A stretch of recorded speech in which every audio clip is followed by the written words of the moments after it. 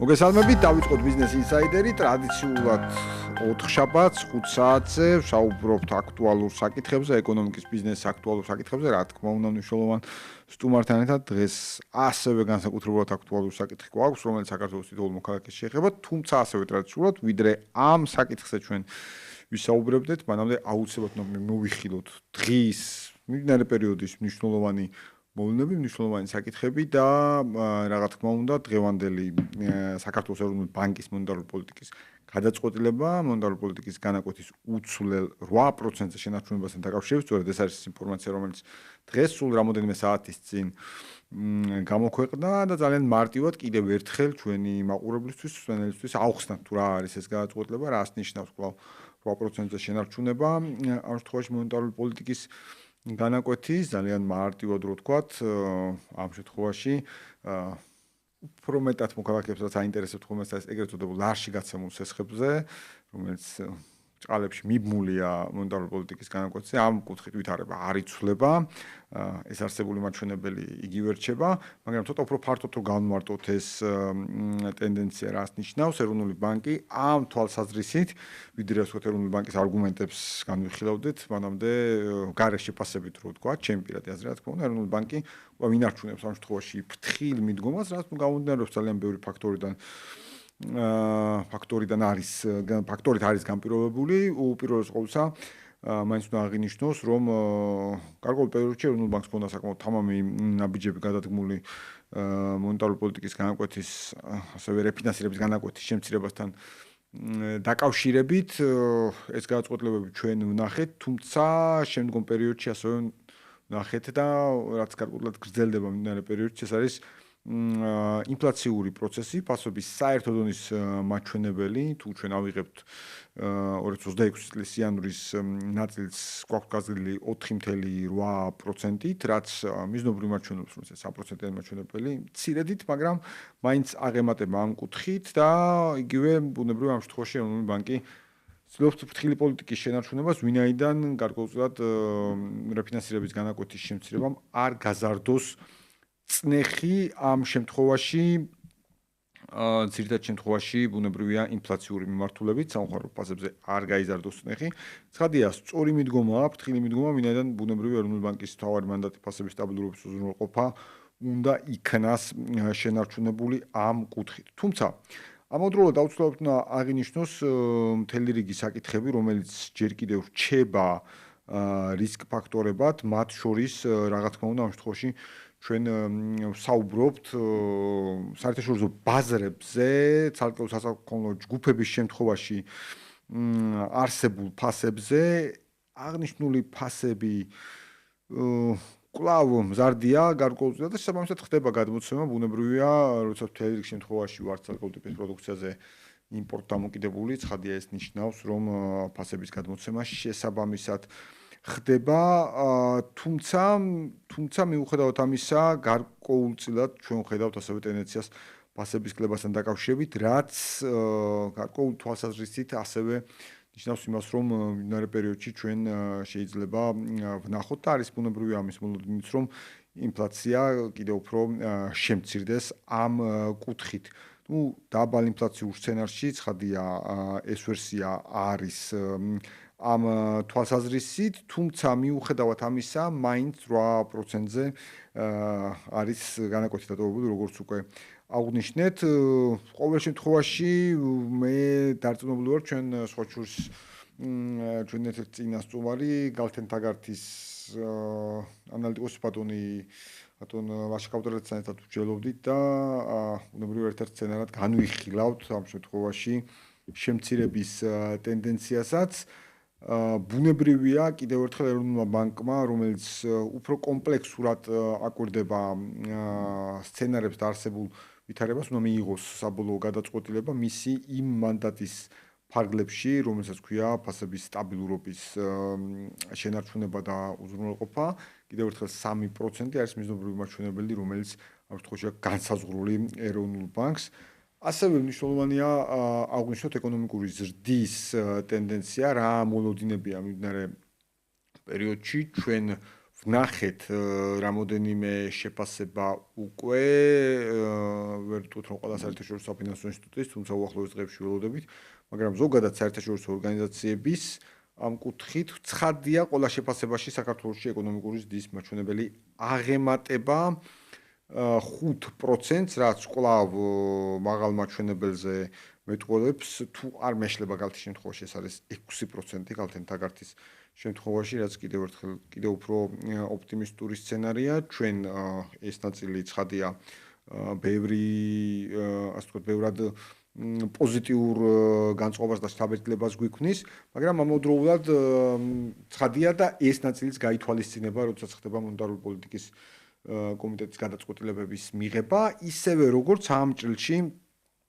გათვალისწინებული ხდება მთელი რიგი ცალკეული მოლოდინები, რომელიც შეიძლება არსებობდეს, მათ შორის კურსთან მიმართებაში. ხომ რატომ ახსენებ ახლა ამ შემთხვევაში კურსს?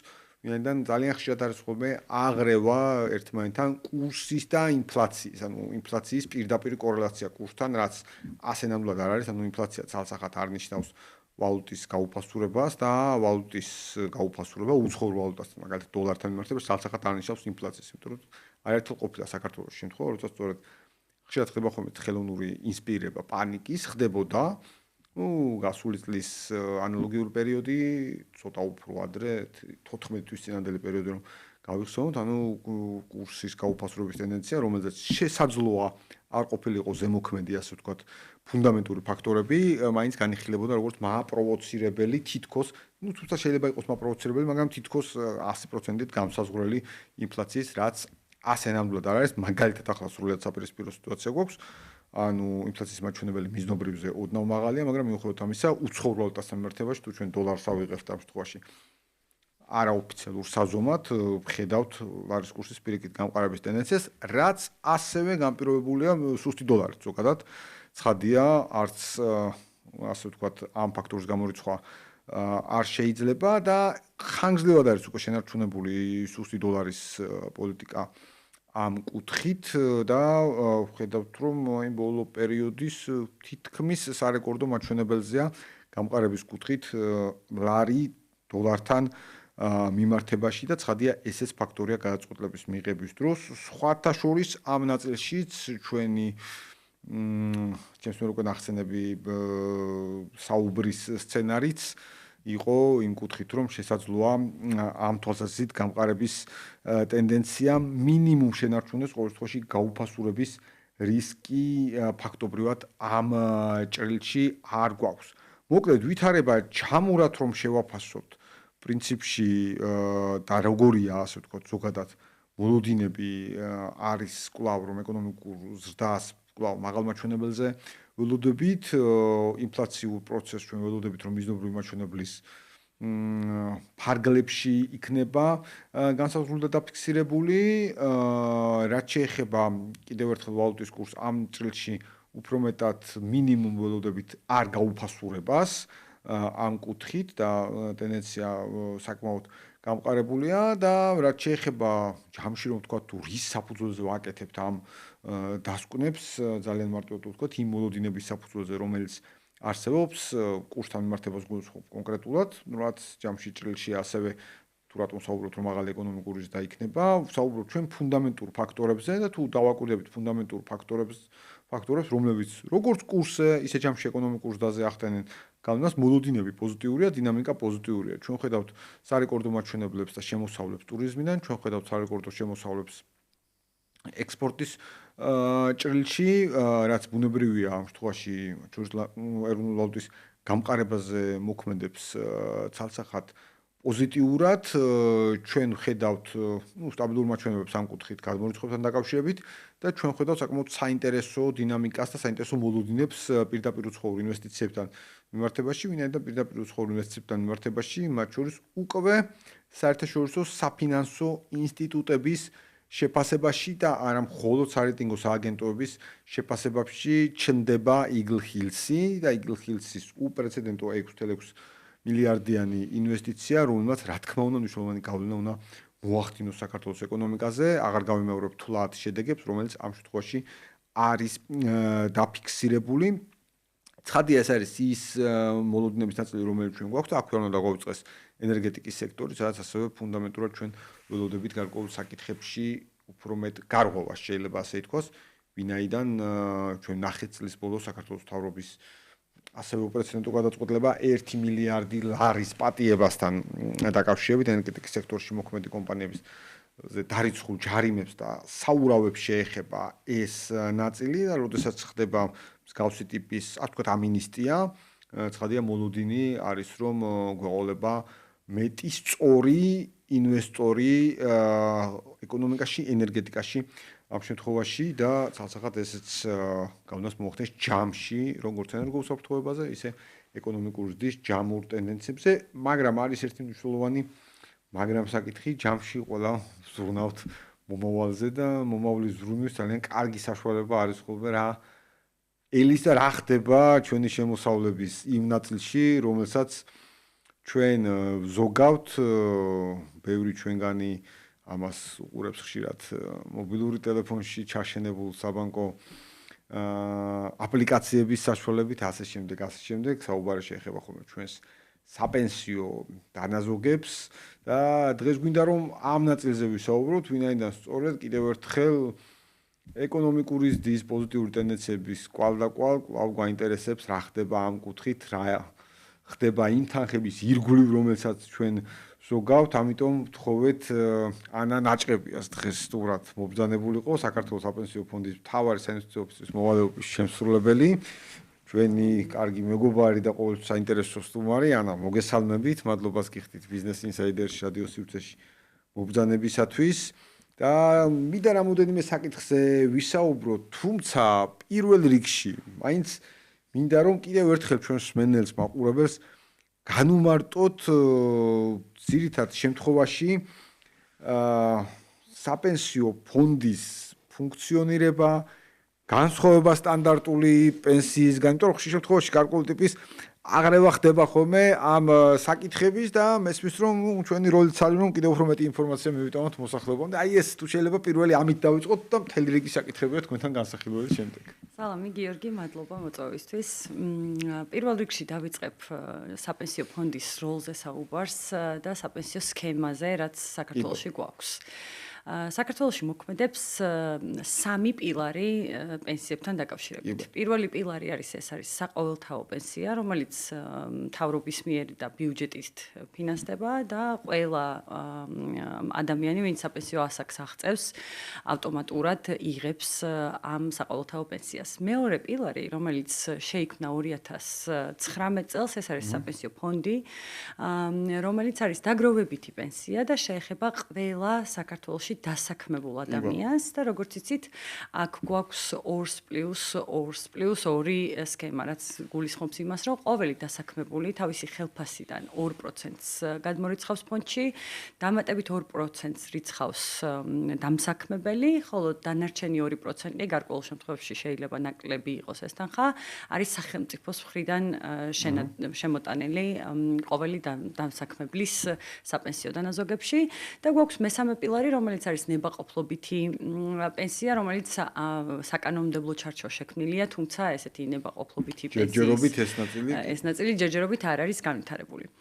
ჩვენ საპენსიო სქემა, რომელიც 2019 წლიდან გაეშვა, საკმაოდ მაღალი ტემპით იზრდება ბოლო 6 წლის განმავლობაში და 2025 წლის ბოლოსთვის ჩვენი აქტივების მოცულობა მეორე პილარზე ვსაუბრობთ, მეორე პილარზე ვსაუბრობთ, კი. ჩვენი აქტივების მოცულობა 2025 წლის ბოლოსთვის 8.2 მილიარდ ლარს გადააჭარბა და მათ შორის მოგება, რომელიც ამ 6 წლის განმავლობაში დავაგენერირეთ, არის დაახლოებით 2.2 მილიარდი ლარი. თვითონ სამბეჭდავი ციფრები გვაქვს ამ კუთხით. კი, ნამდვილად და ეს ტენდენცია უკვე 2026 წლის პირველ თვეშიც გაგრძელდა და ჩვენი აქტივების მოცულობა 8.5 მილიარდს გადააჭარბა უკვე იანვრის ბოლოსთვის. კი ბატონო, ძალიან მნიშვნელოვანი ნაწილია, ასე ვთქვათ, ეს ყველაფერი. მართლაც კარგია, რომ განმარტებაც გვაქვს ამ საკითხზე, ზუსტად როგორ მივყვებით და რომ გარკვეულწილად და მნიშვნელოვანად ეს ერთმანეთისგან დამოუკიდებელი თემებია შეიძლება ასე ვთქვათ, ის რაც გარანტირებული პენსია სახელმწიფოს მხრიდან დაწესებული ეს არის. ერთი ამ ნაწილის თავისთვის მიდის შეიძლება ასე ვთქვათ და ამ შემთხვევაში სრულიად სხვა და ძალიან მნიშვნელოვან მოდელზე საუბრობთ, მაინც მინდა გკითხოთ, ასე ვთქვათ, უახლესი ტენდენციები რა გვაქვს ფონდის ნაწილში და მთლიანობაში პირველ რიგში შევაფასოთ ძირითადი ვითარება სწორედ უახლესი ტენდენციებიდან გამომდინარე, აი ჩავთვალოთ რომ გარკვეულწილად შევაჯამებთ 25 წელს და აი დავიწყეთ 26 წელი და რა, სად ვართ? კი, 2025 წელი ჩვენთვისაც ერთ-ერთი საუკეთესო წელი აღმოჩნდა, რეკორდული ზრდა დაგვიფიქსირდა, დაახლოებით 2.2 მილიარდი ლარით გაიზარდა მხოლოდ 2025 წელს ჩვენი აქტივები. ამ ზრდას ორი რაღაც განაპირობებს და დასაწყისში როგორც აღნიშნა, ეკონომიკური ზრდა და ზრდის ტემპი ერთ-ერთი მთავარი ფაქტორია, რაც გავლენას ახდენს ჩვენთან ფონდში შემოსულ კონტრიბუციებზე. როგორც იცით, ყოველთვიურად ჩვენ ვიღებთ კომპანიებისგან კონტრიბუციებს დასაქმებულების ნაწილში და ეს მაჩვენებელი დაახლოებით 1.4 მილიარდი ლარი იყო და 20-ზე მეტი პროცენტით არის გაზრდილი წინა წლის იგივე მაჩვენებელთან შედარებით. ამ ზრდას ერთის მხრივ ხელფასების ზრდა უწყობს ხელს, მეორე ეკონომიკური აქტივობა და ზოგადად გაზრდილი დასაქმებულების რაოდენობა, რაც რა თქმა უნდა საკმაოდ პოზიტიური იყო. მეორე ნაწილი არის კი მოგება, რომელიც ამ აქტივების ინვესტირებისგან მივიღეთ და ეს მაჩვენებელი საკმაოდ რეკორდული იყო. დაახლოებით 800 მილიონი ლარის მოგება დავწერეთ მხოლოდ 2025 წელს და ეს მაჩვენებელი არის 11%-ზე მეტი, რაც ერთ-ერთი საუკეთესო მაჩვენებელია როგორც რეგიონში, ისე ისტორიულად ჩვენთვის. და ამ მომგებიანობას რა თქმა უნდა განსაზღვრავს ის აქტივები, სადაც ეს ფული გვაქვს ინვესტირებული და საპენსიო აქტივები გვაქვს. მაგნატში მინდა წასვლა, რომ აი სად გვაქვს ეს ფული განთავსებული, როგორია ამ პორტფელის განაწილება, ვთქვათ, ამ შემთხვევაში და ცხადია ეს ქართული ჭრილიც გვაინტერესებს, გარდა საერთაშორისო ნაწილის. როგორც იცით, ჩვენ 2023 წლიდან უმართავთ სამ განსხვავებულ პორტფელს. ეს არის კონსერვატიული პორტფელი, დაბალანსებული პორტფელი და დინამიკური პორტფელი და ეს პორტფელები განსხვავებული პროპორციით არის განაწილებული ამ პორტფელებში აქტივები. დღეის მდგომარეობით მთავარი პორტფელი არის მაინც კონსერვატიული პორტფელი, მოსახლეობის და მონაწილეების 99% არის კონსერვატიულ პორტფელში, თუმცა ყველას აქვს უფლება, რომ თავისი სურვილის შესაბამისად შეიცვალოს პორტფელი და თავისი დაგროვილი აქტივები გადაიტანოს მაგალითად დაბალანსებულ და დინამიკურ პორტფელში. და რა არის მთავარი სხვაობა ამ სამ პორტფელს შორის? ჩვენ კანონის შესაბამისად განსხვავებული მანდატი გვაქვს სამივე პორტფელის ჭრილში და აქ მთავარი სხვაობა არის სავალუტო შეზღუდვები. ანუ რა არის ის მაქსიმალური მოცულობა, რაც შეიძლება განთავსდეს დოლარის ინსტრუმენტებში. ეს მაჩვენებელი კონსერვატიულ პორტფელში არის 20%, ანუ კონსერვატიული პორტფელის 20%-ზე მეტი არ შეიძლება რომ დოლარში იყოს ინვესტირებული და შესაბამისად 80% არის ლარის ინსტრუმენტები, ხოლო დინამიკურ პორტფელში თითქმის 60%-მდე შეიძლება ინვესტირდეს დოლარის ინსტრუმენტებში და ლარის წილი შედარებით დაბალია. დაბალანსებული პორტფელი არის ამათ შორის ვალუტის განაწილების მხრივ. ვისაუბრებ უფრო კონსერვატიულ პორტფელზე, ვინაიდან აქტივების მთელი ამ 8 მილიარდის უდიდესი ნაწილი სწორედ კონსერვატიულ დიდი ნაწილი ფაქტია ხო კონსერვატიულ წენდობა ან თქვენც ურჩევთ. კი, კონსერვატიული პორტფელი, როგორც აღნიშნე, დაახლოებით 80% არის საქართველოში ინვესტირებული და საქართველოში ქართულ ინსტრუმენტებში. აქ როგორც იცით, ძირითადი საინვესტიციო პროდუქტები ეს არის საბანკო დეპოზიტები, ჩვენ თანამშრომლობთ თითქმის ყველა ბანკთან, ყველა კომერციულ ბანკთან საქართველოში და მეორე დიდი საინვესტიციო პროდუქტი არის სახაზინო ობლიგაციები, რომელშიც სისტემატიურად ვახორციელებთ ინვესტირებას. ანუ დაახლოებით 57%, 60%-მდე არის მთელი აქტივების ინვესტირებული საბანკო პროდუქტებში, დაახლოებით 15% არის ინვესტირებული სახაზინო ობლიგაციებში, დანარჩენი კი შერჩევითად ადგილობრივი კაპიტალის ბაზრებზე. ეს იქნება სხვა ობლიგაციები, როგორც კორპორატიული ობლიგაციები, ისე საერთაშორისო საფინანსო ორგანიზაციების მიერ გამოშვებული ობლიგაციები. კი ბატონო, მაინც ასე რომ ვთქვათ, წავიდეთ გარკვეულწილად დეტალებში, აი როდესაც საუბარია ხოლმე საერთაშორისო დონეზე ინვესტირების კუთხით, აქციებზე და ასე შემდეგ. აი როგორ აკვირდებით ვითარებას? ხა რატო ვკითხულობ კიდე ამ ნაწილს, რომ საბედნიეროდ ჩვენმა წამყვანმა ბანკებმა, მათ შორის მოსახლეობის ერთი ნაწილი შეჩვიეს პროცესს, რომელსაც ქვია ინვესტირება აქციებში, ობლიგაციებში, სულ უფრო მეტი ადამიანისგან, ახალგაზრდებისგან, ჩემი სტუდენტებისგან და ამ შემდეგ მესმის რომ ამა თუ იმ კომპანიის აქციები იყიდეს ამ შემდეგ ხშირად მეც მეკითხებიან, თორემ არა ვარ კონკრეტულად ამის სპეციალისტი, მაგრამ გვემზადებით ამის სპეციალისტი. რა კრიტერიუმებით ხდება გადაწყვეტილების მიღება, რომ პირობითად X თანხა სად უნდა განვათავსოთ და რა დინამიკაში აკვირდებით ამ პროცესს?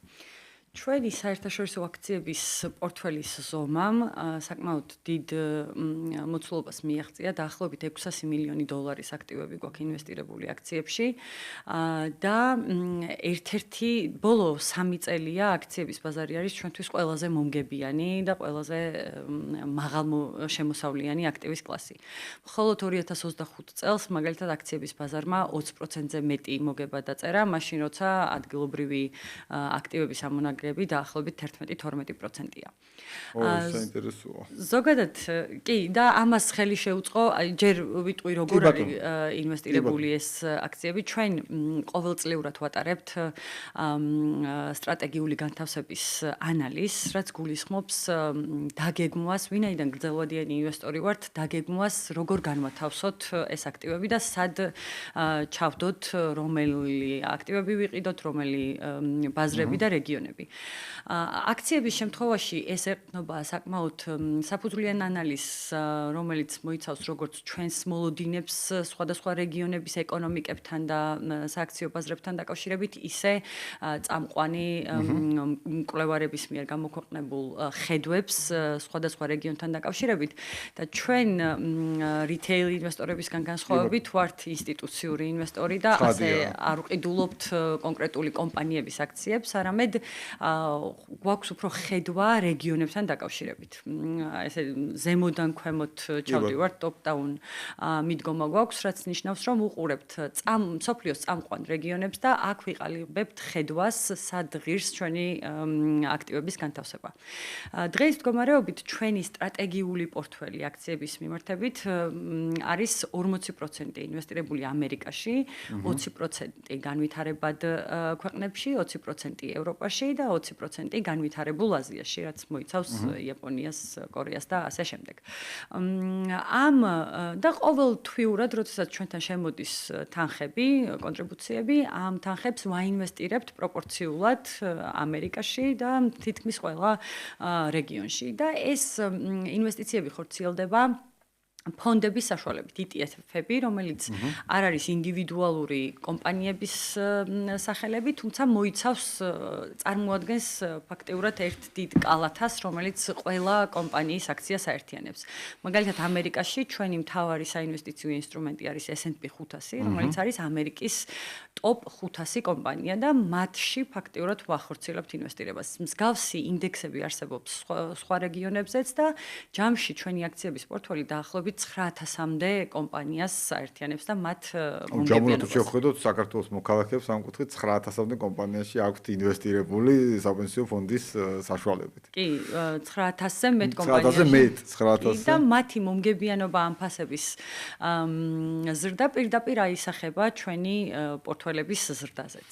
თუმცა, როდესაც ბაზრებს ახასიათებთ მერყეობა, ანუ თქვენი მანდატია რომ ცვალოთ, ხომ? თქვათ ამ შემთხვევაში სწორედ მიიღოთ გადაწყვეტილებები შეცვლასთან დაკავშირებით, ხომ? იგივე რითი აიხსნება ეს დივერსიფიცირება, თქვენ ჩამოთვალეთ ხა გეოგრაფიული არეალები, ხომ? რითი აიხსნება, თქვათ ეს დივერსიფიცირება. რატომ არა მხოლოდ ამერიკაში, რატომ არა მხოლოდ განვითარებულ აზიაში? რა ფაქტორებია, რისი შეწონვა ხდება, ან უბრალოდ ასეთ ტიპის გადაწყვეტილების მიღება ხდება? კი, ერთის მხრივ ჩვენ ვართ საკმაოდ გრძელვადიანი ინვესტორი, ვინაიდან ყავს ბევრი ახალგაზრდა მონაწილე. საშუალოდ ჩვენი მონაწილეების ასაკი არის 38 წელი, რაც გვაძლევს ძალიან გრძელვადიან პერიოდს, საინვესტიციო ჰორიზონტს, რაც ნიშნავს იმას, რომ შეგვიძლია რომ მსგავს მერყეობებს, რომელიც აქციების ბაზარს ახასიათებს, შედარებით მეტად გავუძლოთ, ვიდრე ვთქვათ სხვა ტიპის ინვესტორები. თუმცა ეს იმას არ ნიშნავს, რომ არ ვმართოთ და არ ვაკონტროლოთ ის რისკები, რომელიც შეიძლება აი ამ კონცენტრაციამ გამოიწვიოს. ამიტომაც არის ის, რომ არ ვახდენთ მხოლოდ ამერიკაში ინვესტირებას, ან მხოლოდ ერთ კომპანიაში ინვესტირებას, არამედ ეს დივერსიფიცირებულად გვაქვს ინვესტირებული სხვადასხვა ქვეყანაში, ვინაიდან ფინანსური კრიზისები არის რაღაც, რაც შეიძლება ყოველთვის მოხდეს და სხვადასხვა რეგიონზე განსხვავებული, სხვადასხვა რეგიონზე და კომპანიაზე და სექტორზე განსხვავებული ეფექტი კონდეს და ის ფაქტი, რომ ჩვენ ინვესტირებული ვართ ასე დივერსიფიცირებულად, გვაძლევს საშუალებას, რომ აი ეს მერყეობის ზომა შევამციროთ. აი როცა ვუყურებთ ხოლმე ეს მერყეობები 2025 წელსაც გვქონდა, იყო პერიოდი, როდესაც ამერიკაში საკმაოდ შემცირდა აქციის ფასები, ნეგატიური ტრენდი იყო, თუმცა ამ დროს ევროპაში და აზიაში ფასები გაიზარდა, ლათინურ ამერიკაში ფასები გაიზარდა და ეს ამცირებს აი ამ მერყეობებს. აი ეს პერიოდი იყო ასევე ტრამპის პრეზიდენტობის პირველი პერიოდი, როცა საკმაოდ მაღალი იყო ტურბულენცია, ხო ალბათ ეს S&P შემთხვევაშიც და კი, ნამდვილად. აი პირველი კვარტალი, აპრილის პერიოდი, როდესაც ტარიფებთან დაკავშირებული სიახლეები გავრცელდა, ამან რა თქმა უნდა პირველი ასახვა პოვა სააქციო ბაზრებზე და ვნახეთ ამერიკაში მნიშვნელოვანი კორექცია, ფასების შემცირება, თუმცა მალევე დაახლოებით რაღაც ორ კვირაში ეს ფასები გასწორდა და ჩვენ აპრილი ასევე საკმაოდ ნორმალურად დავამთავრეთ. აი დღეს რომ შევხედოთ თორემ თუ შეგვიძლია რა თქმა უნდა ამის თქმა, არ ვიცი რამდენად ცალკეული კომპანიები ზოგადად უფრო მეტად ალბათ კრებსთან ფონდები შეგვიძლია ვთქვათ თუ შეგვიძლია, სად არის უფრო მომგებიანი ინვესტირება ხა თქვენი დაკვირვებით, თქვენი დინამიკით ახლა აქ რასაც უყურავთ ამ პერიოდში. ჩვენთვის როგორც აღნიშნე 2025 წელს აქციების ბაზარი ჯამურად, მთლიანად აქციების პორტფელი საკმაოდ მომგებიანი იყო, 20%-ზე მეტი იყო მოგება, 26% იყო უბრალოდ ლარის გამყარებამ ეს მომგებიანობა მცირედით შეამცირა. იმიტომ რომ ეს არის უცხოურ ვალუტაში დაფიქსირებული და თქვენ ჩვენთვის პირიქით არის და რეგიონების ჭრილში რო შეხედოთ, ყველაზე მომგებიანი ჩვენთვის იყო ლათინური ამერიკა. ინვესტიციები გაკეთებული გვაქვს ლათინური ამერიკის ინდექსში, რომელიც ტოპ 40 კომპანიას აერთიანებს ამ რეგიონის და ამ სექტორის, ამ რეგიონის ზრდამ 50%-ს მიაღწია. თუმცა ჩვენი ინვესტიცია საკმაოდ მცირე იყო და შესაბამისად გავლენა ძალიან მასშტაბური არ იყო. ასევე საკმაოდ კარგი შედეგია ჩვენა აზიის ქვეყნებმა, განსაკუთრებით იაპონიამ, როგორც იცით, მან პოლიტიკური ცვლილებებიც იყო და აი ამ ფონზე საკმაოდ გაიზარდა იაპონური აქციების ფასები და 30%-მდე ზრდა დააფიქსირა, ევროპული აქციის ფასებიც გაიზარდა და ყველასთვის გასაკვირად ამერიკა იყოს ჩვენთვის ყველაზე ცუდი პერფორმანსია ჩვენა 2025 წელს. თუმცა ამერიკაშიც დაახლოებით 17%-იანი ზრდა იყო და ცუდს ვერ დავარქმევ, საკმაოდ მაღალი მომგებიანობა იყო. როდესაც ვუყურებთ ჩვენ მომავალს, რა თქმა უნდა, ვაკეთებთ ანალიზს, რომ სად ჯობია, რომ ტაქტიკურად უფრო მეტი ინვესტიცია გქონდეს გაკეთებული და ამ ეტაპზე მაგალითად აზიის ბაზრებით უფრო ვართ დაინტერესებული, ვაკეთებთ დეტალურ ანალიზს აზიის ქვეყნებზე და რეგიონს ასე ვუყურებთ და სექტორულ ანალიზსაც ვაკეთებთ. თუმცა ლათინურ ამერიკაში ვინარჩუნებთ აქტიურ პოზიციას, სადაც ინვესტიციები გვაქვს განხორციელებული და სხვა რეგიონებშიც ვრჩებით. ანუ ეს ტაქტიკური გადახრები არის შედარებით მცირე ზომის და რაღაც გრძელვადიან სტრატეგიას არ ცulis. ანუ ამერიკაში ინვესტიციები მაინც რჩება ევროპაშიც იმ პროპორციით, როგორც ვისაუბრე დასაწყისში. კი ბატონო, აუცილებლად მინდა გკითხოთ, აი როდესაც ვისმენთ ხოლმე ამ ნაწილს, ბუნებრივად ჩდება კითხვა, როგორია ქართულ კომპანიებთან თანამშრომლობა ამ კუთხით, იმიტომ რომ გარკვეული ტიპის სიახლეები, ნუ აღარ არის ფაქტურად სიახლე, მაგრამ გარკვეული ტიპის ტენდენციები ვნახეთ ამასთან დაკავშირებით. აი როგორია დღეს ვითარება? ჩვენ ქართული კომპანიის აქციების ბაზარში ინვესტიციები არ გვაქვს განხორციელებული, ვინაიდან ისედაც საკმაოდ ინვესტირებული ვართ საბანკო სექტორში. თუმცა ძალიან მინდა რომ ქართული კომპანიები ძალიან აქტიურები იყვნენ საერთაშორისო ბაზარზე აქციების კუთხით, მაგრამ ვინც წარმოდგენილია. ძალიან მაღალი შედეგებია ჩვენეს ფასების აქციების ფასების ლონდონის ბირჟაზე, კი. რაც შეეხება ჩვენს თანამშრომლობას ადგილობრივ ბაზარზე, ჩვენი აქტივების ძირითადი ნაწილი დოლარში არის დენომინირებული და ყველა ბანკთან თანამშრომლობთ, დიდებთან, პატარებთან და ჩვენი თანამშრომლობა ძირითადად არის დეპოზიტების მიცემით. ანუ ყოველ თვიურად ვაწვდით საბანკო სექტორს ლიკვიდობას. ეს არის ჩვენთვის საკმაოდ მომგებიანი აქტივის კლასი, რომელიც არაპირდაპირ ეკონომიკასაც ეხმარება, ვინაიდან საბანკო სექტორის დაფინანსების წყარო ვართ ჩვენ. და მეორე პირდაპირი გადაკვეთა ეს არის ობლიგაციების ბაზარი, უფრო ქართულ კომპანიებთან. აქაც საკმაოდ გავაქტიურდით 2024 წლიდან გარკვეული შეზღუდვები, რომელიც საკრედიტო რეიტინგს ეხებოდა, ეს შეგვიმსუბუქდა ეროვნული ბანკის მხრიდან, რამაც გაგვიხსნა მეტი ინვესტირების საშუალება. დღესდღეობით დაახლოებით ჩვენი აქტივების 2%-ამდე არის ინვესტირებული ობლიგაციების ბაზარზე. გვაქვს 12-მდე ადგილობრივ ობლიგაციაში. ანუ რა თანხაზე ვსაუბრობთ? დაახლოებით 150 მილიონი ლარი ჯამში. ანუ ეს არ არის ჩვენი აქტივებთან მიმართებით არც ისე დიდი თანხა არის, თუმცა ჩვენი როლი როგორც ინსტიტუციური ინვესტორის ამ ბაზარზე საკმაოდ მნიშვნელოვანია. სიმბოლურადაც კარგი ნაწილია, როდესაც ხდება ნდობა ქართულ კომპანიებთან დაკავშირებით, თუნდაც ობლიგაციების ჭრილში ალბათ. კი. გარდა ამისა, წელს მაგალითად ინვესტიცია გავაკეთეთ სახელმწიფოს სახაზინო სახელმწიფოს ევროობლიგაციებში, რომელიც იანვარში გამოვიდა. ესეც ჩვენი აქტივების დივერსიფიკაციის ერთ-ერთი გზა არის და ესეც ზრდის ინვესტირებას ობლიგაციებში ადგილობრივ თუ საერთაშორისო კაპიტალის ბაზრებზე.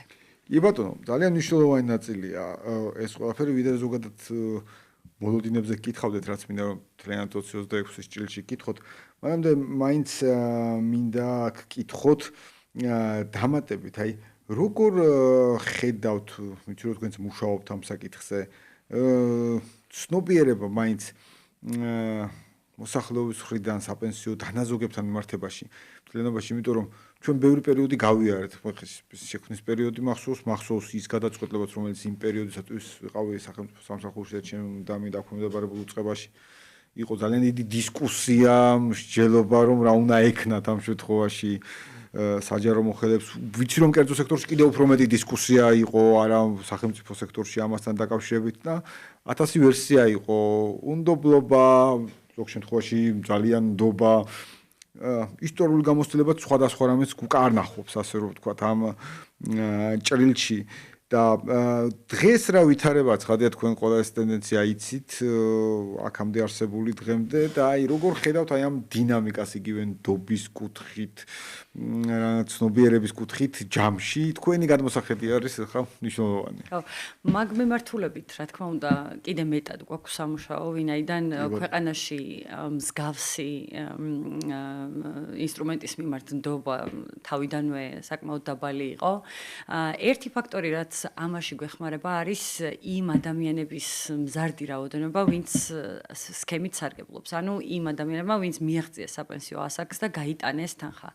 მსგავსი ადამიანების რაოდენობა 20,000 ადამიანს აჭარბებს და რაც უფრო მეტი დრო გადის სქემაში ყოფნის, მით უფრო დიდი არის დაგროვილი აქტივების მოცულობა და უფრო საინტერესო ხდება მონაწილეებისთვის და უფრო კარგად ხვდებიან, რომ ეს არის მათი თანხა, როდესაც უკვე შეუძლიათ, რომ ეს თანხები გაიტანონ.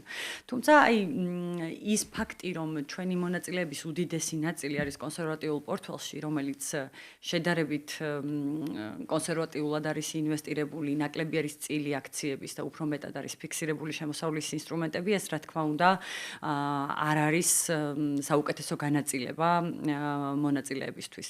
აი სამ პორტფელს რო შევხედოთ, მაგალითად დინამიკურმა პორტფელმა, იმის გამო, რომ აქციებში მეტი პროპორცია ჰქონდა განთავსებული, წელი დახურა დაახლოებით 15.2%-ის მომგებიანობით, მაშინ როცა კონსერვატიულის მომგებიანობა იყო დაახლოებით 11.8. ანუ იმ მონაწილეებმა, რომლებმაც აქტიურად გადაწყვიტეს დინამიკურ პორტფელში აქტივების გადატანა, მათ იხეირეს და უფრო მაღალი მომგებიანობა აჩვენეს და მოლოდინიც გრძელვადაში აქციების ბაზარიდან ბევრად უფრო მაღალია, ვიდრე თუნდაც ობლიგაციების ბაზრიდან, სადაც რისკები შედარებით დაბალია, იმიტომ რომ ობლიგაციები ნაკლებ რისკებთან არის დაკავშირებული, თუმცა შესაბამისად მომგებიანობაც დაბალია. კი ბატონო, და ეხლა ძალიან კარგად ახსენეთ და მიდის ეს ლოგიკურად შემდეგ საკითხამდე, რომ ანუ ესე იგი ადამიანებმა იხეირეს, როდესაც უფრო დინამიკურ პორტფელში გადაანაცვლეს თანხები. მაგრამ აქ ყოველთვის ძალიან ხშირად მესმის ხოლმე თქვენ ალბათ ჩემზე უფრო მეტად ხშირად რომ აი ბევრ შემთხვევაში კიდევ ერთხელ ვახსენეთ სხვა აპლიკაციები წამყვანი ბანკებისგან უყურებთ თანხებს რომელიც არსებობს ჩვენს ანგარიშებზე ვირტუალურად გვაქვს თუმცა განსხვავებით მაგალითად საბანკო დეპოზიტისგან ასე ვთქვათ ხელით შეხება ჭყალებში რო ვთქვათ უტრირებულად ასე არ შეგვიძლია და ბევრი ამბობს ხოლმე რომ აი როდის შემიძლია ვისარგებლო ამ თანხით ანუ როგორ შემიძლია ვისარგებლო ამ თანხით ნუ აქტუალური საკითხი მესმის ძნელია როდესაც უყურებ თანხას უცებ თანხა გჭირდება მაგრამ ვერ სარგებლობ თუმცა გაქვს კი, სქემის ანუ და ამ რეფორმის იდეა არის საპენსიო დანაზოგების შექმნა. ამ თანხას უნდა შევხედოთ როგორც ჩვენს დანაზოგს, რომელსაც როდესაც საპენსიო ასაკს მივაღწევთ, მაშინ ვისარგებლობთ. ვადიან დანაზოგს, ასე რომ ვთქვათ, გრძელვადიანი დანაზოგი, რომელსაც კონკრეტული დარღვევა არ შეგვიძლია. დარღვევა არ შეგვიძლია უმეტეს შემთხვევაში გარდა გამონაკლისებისა, რომელიც რაღაც ქვეყნის დატოვება ან შეშრომო პირის სტატუსით შეიძლება რომ მოხდეს ამ თანხის გატანა. დანარჩენ შემთხვევაში და უმეტეს შემთხვევაში ეს არის საპენსიო ასაკს, როდესაც აღწევ, მაგ დროს უკვე გაქვს უფლება რომ ამ თანხებით ისარგებლო და გააჩნია რა მოცულობის თანხა გაქვს დაგროვილი, შეიძლება ერთიანად გაიტანო ან დაგენიშნება პენსიის სახით, რომელიც დამატებით შეგიმსუბუქებს საპენსიო ასაკში ცხოვრებას. კი ბატონო, ნუ ყოველ შემთხვევაში ცოტა კონკრეტული მექანიზმები ხომ არ შეგვიძლია რო ვთქვათ შემთხვევით იგივე აი წლოვანებასთან დაკავშირებით და იმ გამონაკლისებთან დაკავშირებითაც მაინც რომ როგორც იცით საპენსიო ასაკი საქართველოში ქალებისთვის არის 60 წელი, მამაკაცებისთვის არის 65 წელი. ბუდიშტ აი აქვე აქტუალური კითხვა შემიძლია თუ არა ერთიანად წავიღო? კი. ამაზეც როგორც ეს არის საერთაშორისო პრაქტიკა, როდესაც მიაღწევ საპენსიო ასაკს, მაგ დროს ხდება გადათვლა, რამდენად შეგიძლია ამ თანხის ერთიანად გატანა ან გაგინაწილდება ყოველ თვეზე.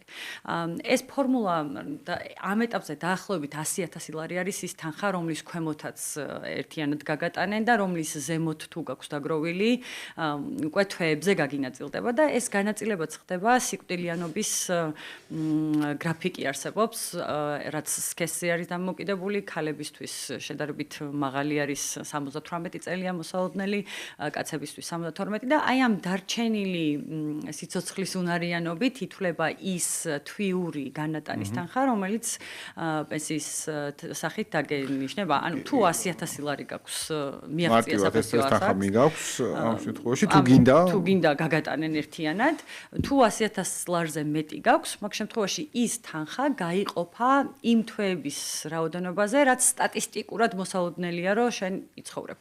კი ბატონო, გარკვეული წინასწარმეტყველება ხდება. კი, სტატისტიკური კალკულაცია. დღეს თუ შეგვიძლია ვთქვათ, აი გაცემის გარკვეული ტიპის ტენდენცია თუ გვაქვს, ანუ აი ხშირად ამბობ ხოლმე, რომ აი ფონდმა გასცა თუ არა უკვე თანხა, მაჩვენეთ ვინ შეიძლება ეს თანხა მიიღოს. კი, აი 20,000 ადამიანზე მეტმა გაიტანა. 20,000 ასეთი ვინ შეგვიძლია რომ აჩვენოს. კი, უბრალოდ თავიდან ეს რაოდენობა მათი დაგროვილი აქტივები იყო შედარებით ნაკლები. ვინაიდან თუ სქემაში რაღაც 1 წელია რაც ხარ ან 2 წელია დაგროვილი აქტივებიც ხელფასის შესაბამისად ვერ იქნება დიდი. ეხლა უფრო გაზრდილი არის მოცულობაში, ჩვენ ყოველთვიურად გვაქვს გატანები, როდესაც მოდიან ან თვითონ ადამიანები, ან მათი მემკვიდრეები, რომელთაც დაზოგილი თანხები გააქვთ და 130 მილიონ ლარს გადააჭარბა მსგავსმა გატანებმა. კი ბატონო, აუცილებლად მინდა გკითხოთ ფონდის საერთაშორისო თანამშრომლობის შესახებ, ვინაიდან ბუნებრივია წამყვანი საერთაშორისო პრაქტიკა თქვენი მხრიდან სხვისთვის გაზიარება და პირიქით ეს ბუნებრივია ძალიან მნიშვნელოვანია. როგორია ამ კუთხით ფონდის თანამშრომლობა? კი, ჩვენ როგორც იცით 2023 წლიდან ვართ მსოფლიო ბანკის რამპის პროგრამის წევრი, რაც აერთიანებს საქართველოსთან ორ ინსტიტუტს, ეს არის ეროვნული ბანკი და საპენსიო ფონდი და ჯამში 100-მდე ორგანიზაციას, ძირითადად ცენტრალურ ბანკებს და საპენსიო ფონდებს, რომელიც არის გაერთიანება მსგავსი ტიპის ორგანიზაციების და მოიცავს სხვადასხვა ტიპის თანამშრომლობას. ერთი არის დასაქმებულებისთვის, ანუ ამ ფონდში დასაქმებული ადამიანების კვალიფიკაციის ამაღლება, ანუ მსოფლიო ბანკისგან პირდაპირ ხდება ტრეინინგები სხვადასხვა მიმართულებით, რაც ძირითადად საინვესტიციო მიმართულებას და რისკების მართვას უკავშირდება. გარდა ამისა, ყოველწლიურად მასპინძლობთ მსოფლიო ბანკის მისიას, როდესაც ჩამოდიან ექსპერტთა ჯგუფი, რომლებიც სხვადასხვა ჩვენთვის საინტერესო თემებზე გვიტარებენ ტრეინინგს და ჩვენზე მორგებულ მიმართულებებით გვაძლევენ მითითებებს გაუმჯობესების თვალსაზრისით. მსოფლიო ბანკი ამ კუთხით აქტიური პარტნიორია. მსოფლიო ბანკი ძალიან აქტიური პარტნიორი არის. გარდა ამისა, საკმაოდ აქტიურად ვართ თანამშრომლობთ ევროპის წამყვან საპენსიო ფონდებთან, სხვადასხვა ინსტიტუციური ინვესტორებთან და დავდივართ კონფერენციებზე. კი ბატონო, აქვს აქტიური პრაქტიკა, ასე ვთქვათ, ხო? ევროკავშირის არსებობს აქტიური პრაქტიკა საპენსიო ფონდებთან დაკავშირებით, ხო? ანუ შეიძლება ზოგ ქვეყანაში საკმაოდ უფრო დიდი არის მოცულობა საპენსიო აქტივების, ეს არის შვედეთი, დანია, ნიდერლანდები და მათი მოდელიდან გამომდინარე. UK-ში ბრიტანეთშიც საკმაოდ პოპულარული არის და კი მსგავსი ტიპის საპენსიო ფონდებთან და აქტივების მმართველებთან საკმაოდ კარგი ურთიერთობა ჩამოვიყალიბეთ ბოლო რამდენიმე წლის განმავლობაში. კი ბატონო, ეს მნიშვნელოვანი ნაწილია, ვინაიდან ბუნებრივია ხშირად ეს არის ხოლმე მთავარი კითხვა, რომ რამე ჩვენ მოვიგონეთ თუ ეს მოდელი არსებობდა, ცხადია და თანამშრომლობის ნაწილი ძალიან მნიშვნელოვანია და აუცილებლად მინდა კითხოთ ბოლოს თლიანობაში 2026-ის გეგმებიც და მოლოდინებიც ამ შემთხვევაში რაიმე განსაკუთრებული გვაქვს თუ მივყვებით ასე ვთქვით იმ სქემას, რაც გვაქვს, რა გაქვთ გეგმაში. რამდენად შეგიძლიათ გეგმებზე საუბარი რაღაცა? 2026 წელზეც საკმაოდ პოზიტიური მოლოდინი გვაქვს, ვინაიდან ერთის მხრივ ველოდებით კონტრიბუციების ზრდის ტრენდის შენარჩუნებას.